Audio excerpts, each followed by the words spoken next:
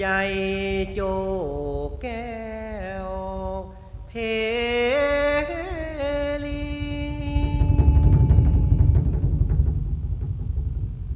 สุภาเลิ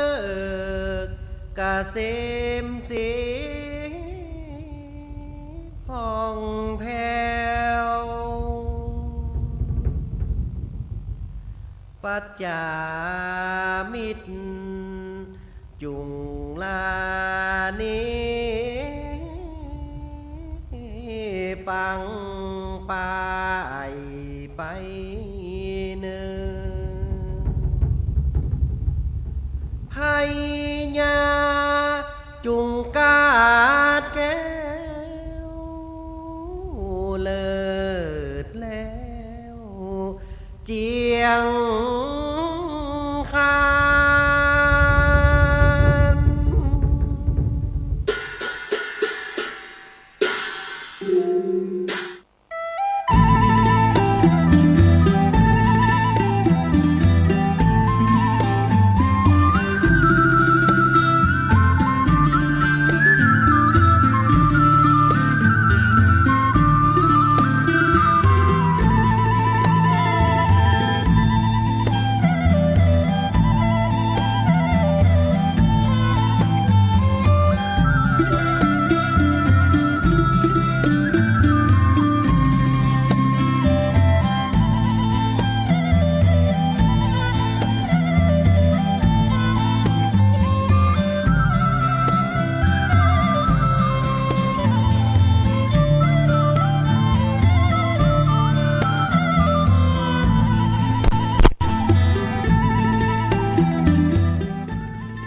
ขอนอบน้อมเอากุลพระแก้วเจ้าดังสามประการอันมีพระพุทธพระธรรมพระสงฆ์กุลพ่อกุลแม่กุลครูบาอาจารย์กุลศีลธรรมกรรมฐาน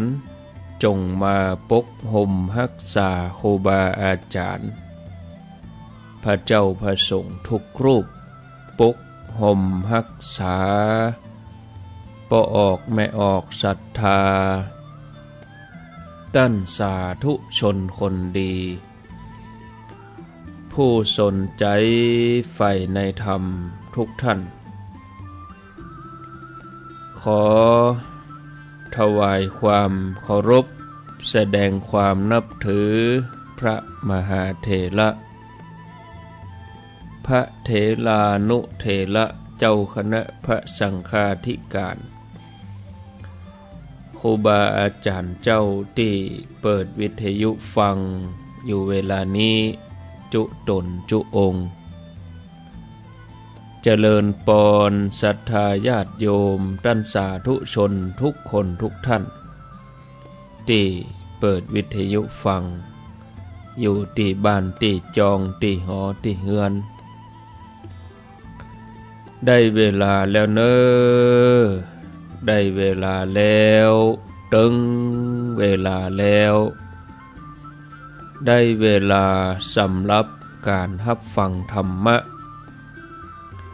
อันเป็นสาระประโยชน์ทางด้านพระพุทธศาสนาน้ำธรรมคำสอน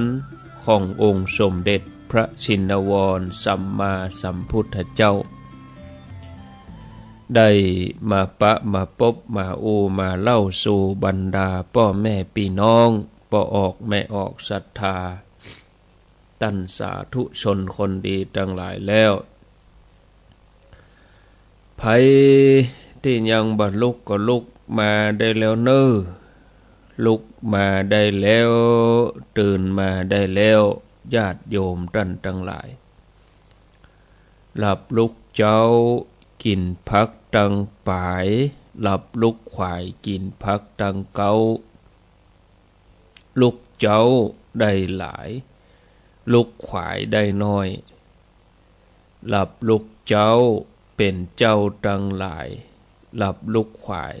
ป่าเฮ่อลูกหลานเป็นหนี้เป็นข้าเน้อ ตื่นขึ้นมาเหียเนอลุกมาเหียเนอลุกเนอลุกเนอลุกลุกลุกลุกลุกตื่นตื่นตื่นตื่นตื่นลุกเจ้าตื่นตัวเจ้าบัวกาบหันเยื่องนาพังพร้อมลุกขวายบ่ตันหนตางจีดกอมก้าตัวบ่ต้อมปูนอายจุงเก่งเข้าไว้อย่าไปฮื้อขวายต่อหน้าสบายจำไว้เน้อเจ้าจำไว้เน้อเจ้า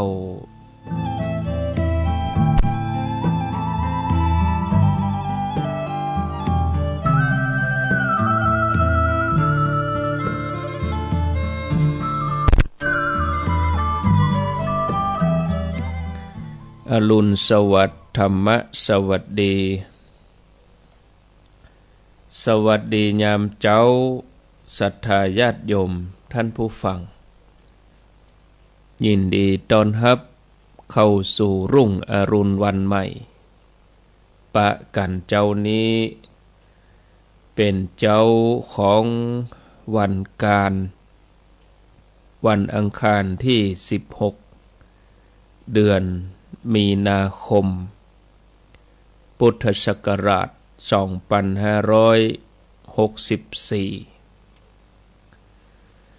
วันนี้เป็นวันเดือน7เหนือขึ้น3ค่ำพร่ำว่าเป็นวันอังคารมาพบกับรายการพิเศษตามปกติแล้วทุกวันการนี่จะเป็นรายการธรรมพิวัตรจัดรายการโดยท่านสาธิตธีระปัญโยสถาบันธรรมพิวัตรอำเภอแม่เมาะจังหวัดลำปางแต่เนื่องจากว่าวันนี้ท่านก็ติดภารกิจแถมวันหนึ่งซึ่งอาตมาภาพก็เข้ารายการมาล่าไปในเวลาเกือบ20 นาทีคนรอกับคนรีบนี่มันต่างกันเนาะญาติโยมขอรอฟังเนี่ย10 นาทีนี่ก็40,000เหมือนว่าเมื่อได้ก็บ่มารายการยังดักไปวิทยุเงียบไปกับบ่นไปสะปะเนาะ แต่คนรีบนี่คือตัวอาตมาเพ่อินเทอร์เน็ตแบบเป็นใจวะเนี่ยเตียวเข้าเตียวออก2 รอบ 3 รอบปิดแล้วเปิดใหม่ก็ได้ย้ายสายก็ได้ที่สุดมามันก็ดีฮื้อเนี่ยอันนี้มันทำให้เราได้เข้าใจถึงความพยายามแล้วก็อุปสรรคปัญหาที่มันมีทุกสิ่งอย่างนี่จะราบรื่นไปหมดมันบ่มีศรัทธาญาติโยมเนาะมันก็ต้องมีพ้องอุปสรรคปัญหาญาติโยมเขาเคยได้ยินได้ฟังมันก็ได้ยินพ้องบ่ได้ยินพ้องได้ฟังพ้องบ่ได้ฟังพ้องมันก็เป็นธรรมดานะวันนี้ก็ถ้าตามเวลาก็ถ้าว่าท่านสาธิตเปิ้นมาเปิ้นก็ได้จัดตั้งแต่ตี 4แต่ถ้าเปิ้นบ่ได้มาอย่างวันนี้ก็อาตมาต้องรับผิดชอบตั้งแต่ตี 3ก็เลยนิมนต์ตุลุงท่านชัยวัฒน์เปิ้นจัดตี 3ถึงตี 5ส่วนอาตมาภาพเองก็จะได้จัดเวลาตี 5ถึง 7 โมงประกอบกับวันพุธไปจากนี้แห่ม3 วันตั้งวันพุธไปนี่ก็วันนี้นี่ได้จัดอยู่ได้วันพุธนี่ก็บ่ได้จัดตึงรายการมาเจ้าตึงรายการมาค่ำถึงวันที่20มาเจ้าญาติโยมนะถึงจะได้มาจัดก็มีภารกิจที่จะต้องทำบางครั้งบางทีมันก็เฮาบ่ไปมันก็บ่แล้วศรัทธาญาติโยมมันเป็นอย่างนี้ส่วนรายการก็ฝากฟังไว้ศรัทธาญาติโยมก็ติดตามรับฟังพระคุณเจ้ารูปอื่นตนอื่นไป เดี๋ยวแหมสักกรรมหนึ่งอาตมาจะต่อสัญญาณไปที่ท่านสมชาติชาตะปัญโยท่านร่วมรายการในเวลาเกิงชั่วโมงนี่ตี5เกิงถึง6โมงเนาะเพราะว่าวันพุธเนี่ยท่านก็เข้ารายการโดยอาตมาแต่ว่าก็กลัวว่าเวลาจะบัสะดวกสำหรับตัวท่านตัวอาตมาตัวเพราะว่าท่านสมชาติท่านก็จะเดินทางไปต่างจังหวัดวันพุธนี้ศรัทธาญาติโยมท่านทั้งหลายในเมื่อแรงเมื่อคืนนั้นก็บ่ได้ร่วมรายการเมื่อวันพุธนี้เป็นท่านครูบาอาจารย์เปิ้นมาสนทนาธรรมกันเพราะว่าเป็นพุธที่3ของเดือนเนาะแล้วก็แม่เจ้าวันพัดนะคะก็จะต้องได้นิมนต์ท่านสมชาติอาตมาจะย้อนไปพอข้อความเขากันเด้อว่านิมนต์เพิ่นกี่โมงเดี๋ยวก่อนเนาะถ้านิมนต์เพิ่น5โมงเกิงก็จะได้ต่อสัญญาณไปเลยก็บางทีก็ลืมเหมือนกันนะศรัทธาญาติโยมนิมนต์เปิ้น6โมงปุ่นก่อนเหรอ6โมงปุ่นก่อนก็อาตมาก็จะได้อยู่กับญาติโยมในเวลาเกิงชั่วโมงนี้เพื่อเป็นการบ่ให้เสียเวลาเนาะจะได้นำเสนอธรรมะให้กับศรัทธาญาติโยมทั้งหลายได้ฟังวันนี้ก็อาจจะ1เวลาจะรอเมินไปหน่อย2ก็ที่จะอู้ธรรมะก็น้อยไปหน่อยอีน่ะก็เป็นอย่างนะศรัทธาญาติโยมบึดบ่ายก็จะได้มาพบปะญาติโยมแถมครั้งหนึ่งเวลาช่วงบ่าย3ถึง5โมงแต่ว่าก็บ่ได้เข้ารายการปิกมาวัดมันก็บ่ตันเนาะความจริงตั้งใจก็จะเข้ารายการอยู่แต่มันบ่ตันเนี่ยได้มันความแน่นอนคือความบ่แน่นอนมันมาถึงวัดก็พอจะ4โมงปลายละมันบ่ตันก็เลยหวานตุลุงเปิ้นแตนไปแต่ว่านี่ก็ถ้าจะเอาเทปเข้าใส่ก็ฟังได้แต่ว่ามันไม่ใช่รายการสดอีกศรัทธาญาติโยมนี่ก็บางคนนี่อันยังก็ได้ฟังขอให้ได้ฟังได้หมดแต่บางคนก็ถ้าไม่ใช่รายการสดเปิ้นก็ฟังเนี่ยมันเป็นอีบางคนก็ติดเสียงถ้าไม่ได้ยินพระรูปนั้นก็เริ่มฟังต้องฟังพระรูปนี้อย่างเดียวแต่มาถึงบอกว่าโยมเขาจะไปติดในตัวบุคคลต้องติดในเรื่องของธรรมะอันนี้เป็นการฝึกตัวเขานะฝึกใจเขาบ่ให้เขามีความยึดมั่นถือมั่นในบุคคลนั้นบุคคลนี้อย่างรายการของอาตมาภาพเขาว่าพระคุณเจ้ารูปไรนะแล้วญาติโยมเขาก็บอกควรที่จะไปยึดติดนะเฉพาะตนเฉพาะคนรายการของไผก็ได้ฟังได้สบายเจว่าตนนั้นบ่มีตนนั้นบ่มาก็ไม่ได้ฟังก็จะบ่ฟังแล้วอีกกับใจฉะนั้นเฮาพอใจของเฮานี่ควรจะมีธรรมะที่สูงขึ้นไปกว่านี้แถมน้อยธรรมดาสรรพสัตว์สรรพสิ่งทั้งหลายนี่ย่อมมีการเปลี่ยนแปลงไปสู่ความเสื่อมแม้แต่ชีวิตของเฮาก็เสื่อมไปตามลำดับจากวัยทารกไปสู่วัยเด็กวัยรุ่นวัยหนุ่มสาววัยกลางคนวัยชราอันนั้นเป็นความเสื่อมของเฮาที่เฮาพอหันได้เป็นไปตามวัยเฮาทั้งหลายถูกความเสื่อมครอบงำในที่สุดท้ายก็เปลี่ยนแปลงไปดินสู่ดินน้ำสู่น้ำไฟสู่ไฟลมสู่ลมคืนสู่ธรรมชาติฉะนั้นเฮาควรบ่ประมาทในการดำเนินชีวิตเฮาควรจะพอหันโทษของความเสื่อมนั้นแล้วเฮาจะได้คลายจากความยึดมั่นถือมั่นกับสิ่งทั้งหลายในโลก แล้วจิตใจของเฮานั่นก็จะสะอาดผ่องใสมุ่งเสาะหาหนทางแห่งความหลุดพ้นการอู้จาที่ไพเราะน่าฟังอู้แต่วาจาสุภาษิตย่อมยังประโยชน์ให้สำเร็จได้จะย่าเฮอได้รับความสุขความเจริญมีคนยกย่องสรรเสริญเป็นที่ฮักของคนทั่วไปดังนั้นควรอู้แต่กรรมอันเป็นที่ฮักที่พอใจส่วนกรรมหยาบกรรมบดีทุภาษิต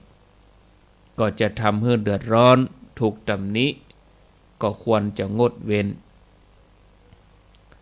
ในสมัยพุทธกาลนางสุชาดาอันเป็นลูกสาวของท่านันใจเศรษฐีได้ไปเป็นสะใภ้ของอนาถปิณฑิกเศรษฐีเมื่อเข้าไปอยู่ในบ้านของอนาถปิณฑิกเศรษฐี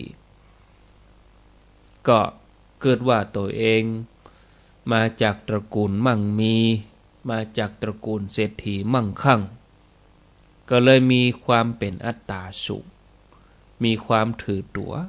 เอาก้าใจตัวเก่าแล้วบัดเจ้าแต่นั่นก็มีนิสัยหยาบกระด้างเป็นคนขี้โคตรขี้มิ่งบ่ได้ทำหน้าที่ของลูกไปที่ดีเอี่ยวด่าเอี่ยวว่าคนใจอยู่ตึงวันเจ้าแจ้งมาก็ได้ยินคนใจคนใดเนี่ยอย่างเบาถูกใจกะบ่เป็ดต่อฮอดได้ยินเสียงด่านางสุชาดาโจมกู้เจ้า วันหนึ่งพระสัมมาสัมพุทธเจ้าพร้อมกับพระสงฆ์ทั้งหลายบิณฑบาตมาที่บ้านของอนาถปิณฑิกเศรษฐีพอดีเมื่อพระองค์ได้ทำภัตกิจได้ฉันแล้วคณะที่กำลังแสดงธรรมก็ได้ยินเสียงพิษกันเถียงกันเสียงเอะอะโวยวายที่ท่ามกลางที่เปิ่นฟังธรรมพระพุทธเจ้าพระองค์ก็หยุดการแสดงธรรมชั่วคราวแล้วพระองค์ก็ถามว่าเกิดอะไรอย่างขึ้นอนาถปิณฑิกเศรษฐีกราบทูลว่าพันเตข้าแด่พระองค์ผู้เจริญก็นางสุชาดาอันเป็นลูกไปของข้าพระองค์นี่เป็นคนขี้เกียจขี้โคตรเป็นคนถือตัวว่าตัวเองเกิดในตระกูลมั่งคั่งเกิดเป็นลูกเศรษฐีนะตัวเธอเนี่ยบ่ได้ทำหน้าที่ของลูกไปบ่โหมทำบุญบ่รักษาศีลบ่ได้ปฏิบัติอะไรอย่างวันหนึ่งหาเรื่องกับคนใจบ่เจ้าบ่แจ้งมาก็พิษก็เถียงนะขนาดพระองค์พระพุทธองค์มาบ้านแต่นะก็ยังเดือดเนี่ยหันก็พระองค์โอ้ข้าพระองค์ตุกใจแจ้งมาก็จมขำมาก็จมเป็นอย่างนี้ตลอด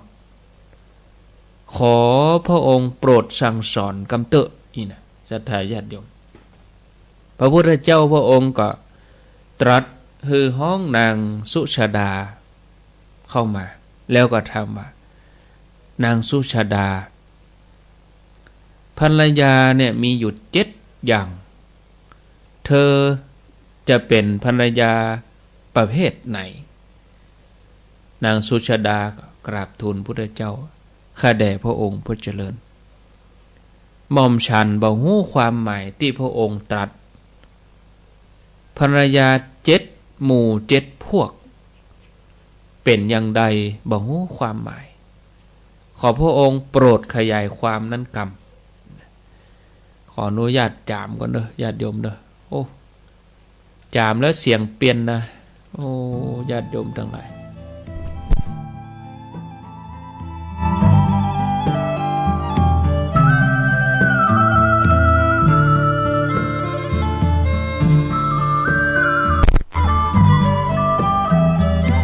เสียง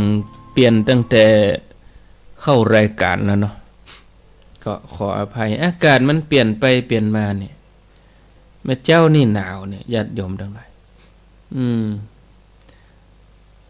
19 องศา ก็เร่งควายก็เร่งเย็นนะแล้วก็6 โมงก็เหลือ18 6 โมงปลายนี่17แล้วก็ตั้ง8 โมง9 โมงไปก็20 21 22 23วะอุณหภูมิสูงสุดวันนี้ก็38 องศาณเวลา 14 นาฬิกาบ่าย2 โมง 3 โมงพุ่นเด้ออากาศจะร้อน38 องศาแม่เจ้านี่19เช้าเย็นญาติโยมลองกึดกะ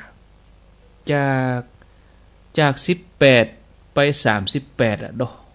อุณหภูมิวันเดียวนะมันดิดขึ้นไปจนถึงเท่าใดอ่ะ20 องศาก่อนกะมันก็จาก18ไปถึง38อ่ะวันเดียวอุณหภูมิขึ้นถึง20 องศามันบวกกับควันด้วยกะบวกกับหมอกควันด้วยเนาะไม่ใช่เฉพาะกับอาตมานะหลายท่านก็เป็นอย่างนี้เหมือนกันเนาะเอาก็เลยถือว่าสังขารร่างกายเนาะมันธรรมดาเอาไปก็มันก็จะแว่ออกข้างทางไปติ๊กๆไปเดินเนี่ยจะ5 โมง 40แล้วฮะมันโวยแต่เนบางทีอย่างเขาว่าพักสัก10 นาทีเนาะเตียวไปหั่นเติมน้ำปิกมานั่งกำเดียวหมดไปแล้ว10 นาทีอย่างญาติโยมเขานี่อยู่ที่เก่าอย่ารอฟังอยู่ฮะเข้ารายการจ้าอยู่10 นาที20 นาทีนี่ได้ละใบละลุปละกะอีเหมาะ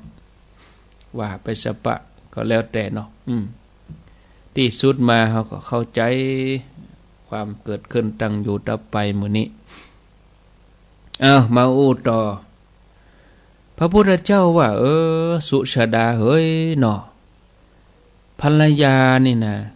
มีอยู่7 หมู่ 7 พวกเนอเธอจะเป็นหมู่ใดพวกใดประเภทใดนางสุชาดาก็กราบทูลพระพุทธเจ้าว่าข้าเจ้าก็บ่ฮู้ว่า7 หมู่ 7 พวกที่พระองค์ได้บอกนะเป็นอย่างใดขอพระองค์ขยายความพระองค์ก็เลยตรัสเรื่องภรรยา7 พวก 7 หมู่ภรรยาที่มีแต่กึดประทุษร้ายสามีบ่ได้ประพฤติสิ่งที่เป็นประโยชน์เกื้อกูลแก่สามีนอกใจดูหมิ่นล่วงเกินพยายามที่จะห่างเหินภรรยาประเภทนี้ฮ้องว่าวัฏกะภรรยาวัฏกะภรรยาคือภรรยาเหมือนเพชฌฆาตอันที่1นะอันที่2โจลีภริญญาคือภรรยาเหมือนโจรก็คือสามีได้เงินได้ทองมาก็เอาไปเล่นเนาะเล่นการพนันเอาไปกินไปหยังบ่เก็บรักษาเหมือนคนปล้นเหมือนโจรปล้นสามีโจรีภรรยาโจรีภริยาภรรยาเยี่ยงโจรอันที่2อันที่3อัยยาภรรยาอัยยาภรรยาคือภรรยาที่วางตัวเหมือนเจ้านายประเภทที่3นะการงานบัดทำขี้ข้านดุร้ายปากคอระรานข่มเหงคนใจนะเสียงดังเนี่ยเนาะอันนี้ภรรยาที่วางตัวเหมือนเจ้านายประเภทที่4มาตาภริยาภรรยาเหมือนแม่ภรรยาที่มีจิตใจโอบอ้อมอารีประพฤติสิ่งดีมีประโยชน์เกื้อกูลโดยรักษาสามีดุจมารดารักษาบุตรรักษาทรัพย์ที่สามีหามาได้ประเภทที่4นี้คือมาตาภริยาประเภทที่5ภคินีภริยาคือภรรยาเหมือนน้องคือมีความเคารพสามีมีความละอายใจมีความพอใจในสามีคล้ายกับน้องสาวที่มีความเคารพในอ้ายในผู้เป็นพี่ผู้เป็นอ้ายประเภทที่6คือสิขีภริยาภรรยาเหมือนเปื้อน เมื่อหันสามีร่าเริงก็ยินดีคล้ายกับมิตรสหายเป็นผู้รักษาวงตระกูล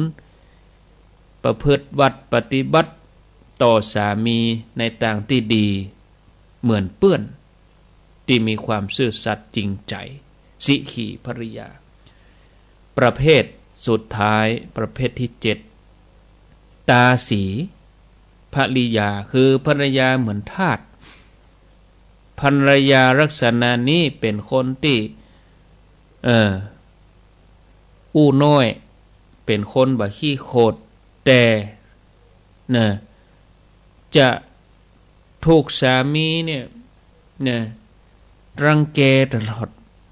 แต่ภรรยาก็บ่กึดจะประทุษร้ายมีความอดกั้นอดทนบ่เกียจบ่โคตรยอมอันนี้เหมือนทาสพระองค์ก็ตรัสแถมว่าดูก่อนสุชาดาภรรยาในโลกตีห้องว่าวัฏกาภรรยาโจรีภรรยาอายาภรรยา3อย่างนี้เป็นคนทุศีลมีความหยาบจ้าบ่เอื้อเฟื้อเมื่อละโลกไปแล้วจะไปสู่นรกเนอะส่วนภรรยาในโลกนี้ที่ห้องว่ามาตาภรรยาภคินีภรรยาสะขีภรรยาตาสีภรรยาอันนี้อยู่ในศีลในธรรมสำรวมระวังดีอันนี้ถ้าว่าละจากโลกไปก็ไปสู่สุคติเมื่อจบธรรมเทศนานางสุชาดาน้อมใจไปสู่กระแสธรรมเป็นโสดาบันพระองค์ตรัสว่าสุชาดาภรรยา7พวกนี้เธอเป็นพวกไหนเธออยู่ประเภทใดนางก็กราบทูลพระเจ้าว่าหม่อมฉันขอเป็นภรรยาประเภทสุดท้ายคือทาสีภริยาภรรยาเสมอด้วยทาสพระเจ้าค่ะแล้วก็กราบขอขมาพระพุทธเจ้าที่เอะอะเสียงดังตั้งนี้ไปจะปรับปรุงตัวเองขอสุมานี่ภิกษุทั้งหลายนั่งฟังเรื่องที่พระองค์ได้เทศนาได้สนทนาเรื่องของนางสุชาดาพระองค์ปราบเหมือนม้าตีพยศโดยโอวาทเพียงครั้งเดียวก็สามารถให้นางสุชาดาได้ดำรงอยู่ในโสดาบันจากนั้นพระองค์ก็ทรงนำเรื่องราวในอดีตมาเล่าให้ภิกษุทั้งหลายได้ฟังแถมครั้งหนึ่งว่าครั้งเมื่อพระองค์ปั่มเพ็งปารมีเป็นโพธิสัตว์เกิดเป็นโอรสพระเจ้าพมทัตมารดาของพระองค์เป็นผู้ที่มักโกรธดุร้ายชอบด่าฆ่าทาสบริพารโพธิสัตว์เจ้าประสงค์ที่จะถวายโอวาทแก่มารดาทรงดำริว่าการกราบทูลกรรมที่บ่มีเรื่องอ้างอิงบ่สมควรจะบ่เป็นผลก็เลยแสวงหาสิ่งเปรียบเทียบเพื่อจะแนะนำผู้เป็นมารดาวันหนึ่งพระองค์เสด็จไปที่สวนอุทยานพร้อมกับพระมารดาได้ยินเสียงนกต้อยตีวิตกำลังฮ้องดังรบกวนระหว่างทางมีผู้ติดตามนักได้ยินเสียงก็เลยปากันปิดหูบอกว่าโอ้นกตัวนี้เสียงยังบ่ม่วนหูเสียงดังแสบแก้วหูบ่ม่วนต่างก็เอาก้อนหินขว้างนกต้อยตีวิตเมื่อเสด็จต่อไปปะใส่นกดูเว้านกอย่างที่ห้องมาเดี๋ยวนี้นกนี่ก็มาห้องจับเหรอมันอยู่หน้ากุฏินี่หรอนกดูเว้าเร่าร้องนกนี่ห้องเนี่ยอยู่ที่บนต้นสาระเสียงไพเราะจับใจผู้ติดตามปากันฟังเสียงนกอย่างมาม่วนต่างก็ลงไหลบอกว่านกตัวนี้มีเสียงไพเราะนุ่มนวลห้องต่อไปม่วนดีเนี่ยหมู่เฮาขอฟังเสียงเจ้าอย่าโพธิสัตว์เจ้าหันเหตุการณ์อย่างนั้นก็มาเป็นข้อเปรียบเทียบจะเอาเหตุการณ์นี้มาเปรียบเทียบให้พระมารดาฟังก็เลยกราบทูลว่า มหาชนคนทั้งหลายได้ยินเสียงนกต้อยตีวิตต่างปากันปิดหูแล้วก็ไล่มันบินไปเสียแม้แต่นกตัวนั้นจะงามดีอย่างใดก็ตามแต่มีเสียงที่บ่ม่วนหยาบกระด้างเปรียบเหมือนคนที่มีกำอู้ที่มีความหยาบคายบ่ไพเราะย่อมบ่เป็นที่ฮักของไผแต่นกดูเว้าแม้จะมีเสียงดำแม้จะมีสีดำบ่หน้าพอหน้าก่อยต่อใดแต่เสียงของนกนี่ไพเราะอ่อนหวานเปรียบเหมือนคนที่มีกำอู้สุภาษิตสระสรวยกึดก่อนอู้บ่ฟุ้งซ่านอู้เป็นอัดเป็นธรรมย่อมเป็นที่ฮักของคนพระมารดาได้ฟังอย่างนั้นก็รู้สึกพระองค์แล้วก็ปรับเปลี่ยนพฤติกรรมกลายเป็นผู้ที่มีกำอู้ไพเราะโดยโอวาทเพียงครั้งเดียวฉะนั้นญาติโยมไผที่ปรารถนาจะเพื่อเป็นที่ฮักของไผอื่นควรจะอู้กำอู้ม่วนเจ้าหวานนะอู้ม่วนหูนุ่มนวลน่าฟังก่อนอู้ก็ควรจะคิดให้ดีอู้ในสิ่งที่มีประโยชน์มีสาระโดยเฉพาะกำอู้ที่จวนกันไปทำความดีจวนกันมาประพฤติปฏิบัติอู้บ่อยๆเพราะว่าจะเป็นกรรมที่จะนำไปสู่สุคติกรรมอู้ม่วนจาหวานฉะนั้นญาติโยมกล้ากรรมอู้ก็เป็นบุญนะศรัทธาญาติโยมเนาะก็ฝากไว้เวลาก็พอดีทั้งแหม10 นาทียังได้มหูเตือนเนิดจังเวียงเป่าวันนี้เข้ารายการจ้าสถานีลุดไปแล้วก็ว่าเปิ้นยังเชื่อมอยู่ก็ฟังญาติโยมขอนี้หูเรื่องแล้วเนาะแต่ว่าเมืองฝางนี่เชื่อมบัตันแล้วนะเมืองฝางนี่เปิ้นเบ๊ะเวลาของเปิ้นตี 5เบ๊ะความจริงตุลุงเปิ้นก็ออกห้างเวลาเฮือจัดดีอ่ะถ้าตุลุงเปิ้นห้างมอกสัก2 นาทีนะแล้วก็ต่ออาตมาตี 5นี่มันก็จะเชื่อมกันพอดีมันเป็นเหมือนกับลูกโซ่ที่มันก้องกันไว้อะแต่ถ้าว่าสัญญาณตุลุงปิดปุ๊บอาตมามันได้เปิดออกไปมันเหมือนโซ่ปุดอ่ะมันปุดแล้วมันยืดไปก็จะมาต่อกันให้มันก็เสียเวลาไปนะบางสถานีก็ลุดไปเลยเพราะบางท่านบางคลื่นเป็นตั้งอัตโนมัติถ้าตั้งอัตโนมัติมันจะลุดไปเลยลุดแล้วก็เงียบไปนะต้องมีคนเข้าไปคลิกมีคนเข้าไปกดเข้ามาทำไมอันนี้มันเป็นเรื่องของทางด้านเทคนิคเนาะศรัทธาญาติโยมมันมีหลายสิ่งหลายอย่างสปะเรื่องเทคนิคทางสถานีวิทยุนี่มันเจ็บสักเล็กสักน้อยนะกลัวเสียงจะออกไปได้นี่โอ้มันไม่ใช่สักเล็กสักน้อยอ้าวเจริญปอนวัยสาครับจากทางใดฟังอยู่ครับผมน้องเบลเนาะอยู่ดีมีสุขสาธุอ้าว0998366322มีก็เข้ามาเนอะศรัทธาญาติโยมกำเดียวจะเชื่อมไปที่ลำปางละ6 โมงปลายสักหน่อย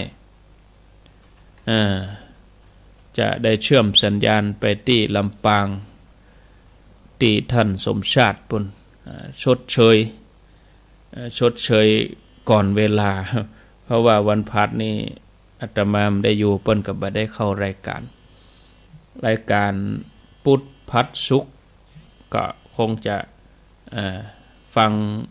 รายการอื่นไปเนาะตุลุงเปิ้นแตนเจริญปนจากไพศาลเจ้าจากอินทขินแม่แต่งฟังตั้งแต่เจ้าละก็ฟังจากตุลุงมาแล้วเจ้าแต่กี้ก็ห่างไปกำเนาะดักไปกำแต่ก่อนลูกพ่อครูบอกออกอะไรนะได้กะโอ้เตียวเข้าเตียวออกเหี่ยปอออกเหี่ยปอปุแปลงหันแปลงนี่อินเทอร์เน็ตมันบดีแม่เจ้าเนี่ยมันบ่เป็นใจเปิดยังได้ก็บ่ออกโอ้วันนี้ถ้าจะยุ่งละก็อีนะวันนี้นะ มันก็ถ้าจะเมื่อยยังค้นอีกเนาะ จ้าไม่น่าจ้ะ น่ะกะใจมาเมิน เดี๋ยวสองวันเดี๋ยวปนหนาว นั่นน่ะยินดีเนอ เจ้า อินทขินแม่แตง0998366322